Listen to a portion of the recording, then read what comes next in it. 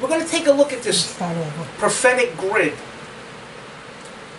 And the prophetic grid, it encompasses many things. The prophecy isn't just a prediction, and it goes through time, it's fulfilled. It's a whole, like an engine.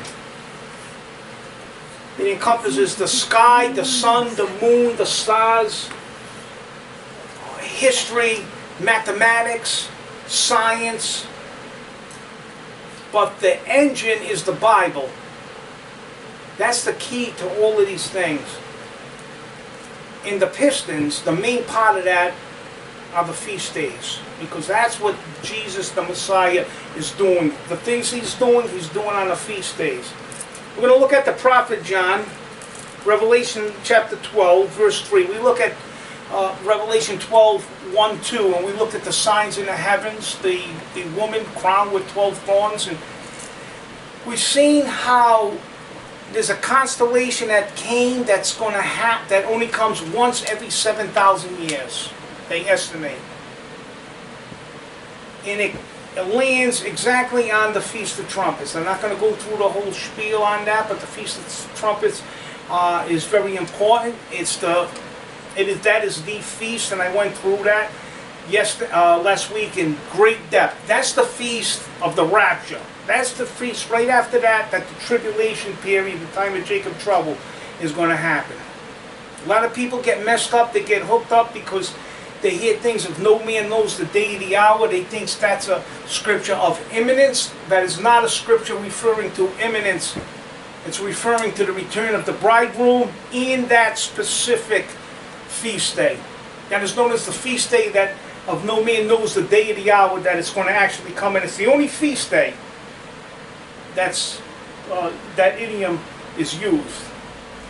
But I'm going to look at Revelation 12, verse 3. It said, there appeared another wonder in heaven. There was another sign in the universe.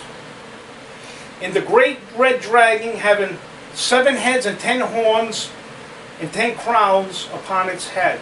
And there is actually a constellation that's in the air, that's forming, that's going to present itself to the planet Earth. We're going to be able to look at it.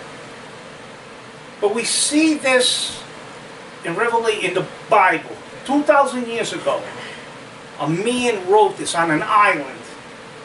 A man who was a burn victim. He, for all intents and purposes, his life was over. They tried to boil him in oil, and they caught him, and they just put him in exile on the island of Patmos. And he came up with this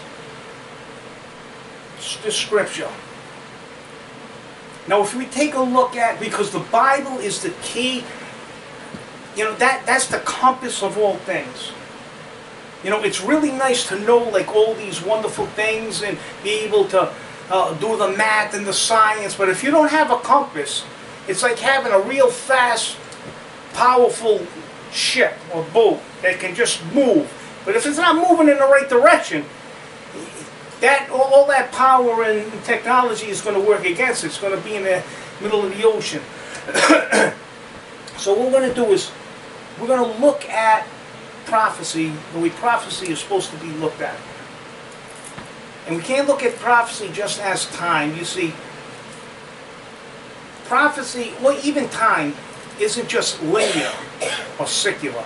Now, what I mean by linear or secular, like time would be Adam, from the beginning, from the creation of Adam to when eternity, at the end of the 1,000-year millennial reign. And then you say, okay, that's how we're going to measure time. Secular means that it's like in weeks: Monday, Tuesday, Wednesday, Thursday, Friday, Saturday, Sunday, winter, spring, summer, or fall.